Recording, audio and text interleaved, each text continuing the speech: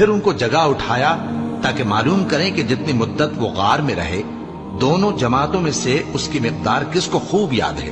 ہم ان کے حالات تم سے صحیح صحیح بیان کرتے ہیں۔ وہ کئی نوجوان تھے جو اپنے پروردگار پر ایمان لائے تھے، اور ہم نے ان کو اور زیادہ ہدایت دی تھی، اور ان کے دلوں کو مربوط یعنی مضبوط کر دیا۔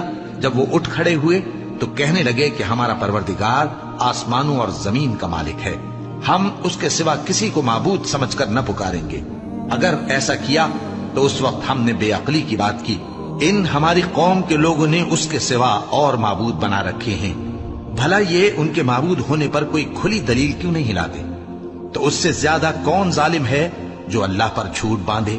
اور جب تم نے ان مشرکوں سے اور جن کی یہ اللہ کے سوا عبادت کرتے ہیں ان سے کنارہ کر لیا ہے تو غار میں چل رہو، تمہارا پروردگار تمہارے لیے اپنی رحمت وسیع کر دے گا اور تمہارے کاموں میں آسانی کے سامان مہیا کرے گا۔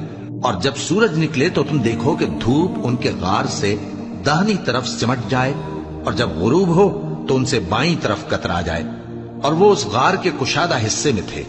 یہ اللہ کی نشانیوں میں سے ہیں، جس کو اللہ ہدایت دے وہ ہدایت یاب ہے، اور جس کو گمراہ رہنے دے تو تم اس کے لیے کوئی دوست راہ بتانے والا نہ پاؤ گے۔ اور تم ان کے متعلق خیال کرو کہ وہ جاگ رہے ہیں حالانکہ وہ سوتے ہیں، اور ہم ان کو دائیں اور بائیں کروٹ بدلاتے تھے، اور ان کا کتا چوکھٹ پر دونوں ہاتھ پھیلائے ہوئے تھا۔ اگر تم ان کو جھانک کر دیکھتے تو پیٹ پھیر کر بھاگ جاتے اور ان سے دہشت میں آ جاتے۔ اور اسی طرح ہم نے ان کو اٹھایا تاکہ آپس میں ایک دوسرے سے دریافت کریں۔ ایک کہنے والے نے کہا کہ تم یہاں کتنی مدت رہے؟ انہوں نے کہا کہ 1 دن یا اس سے بھی کم۔ انہوں نے کہا کہ جتنی مدت تم رہے ہو تمہارا پروردگار ہی اس کو خوب جانتا ہے، تو اپنے میں سے کسی کو یہ روپیہ دے کر شہر بھیجو، وہ دیکھے کہ نفیس کھانا کون سا ہے تو اس میں سے کھانا لے آئے، اور احتیاط سے آئے جائے اور تمہارا حال کسی کو نہ بتائے۔ اگر وہ تم پر دسترس پا لیں گے تو تمہیں سنسار کر دیں گے یا پھر اپنے مذہب میں داخل کر لیں گے، اور اس وقت تم کبھی فلاح نہیں پاؤ گے۔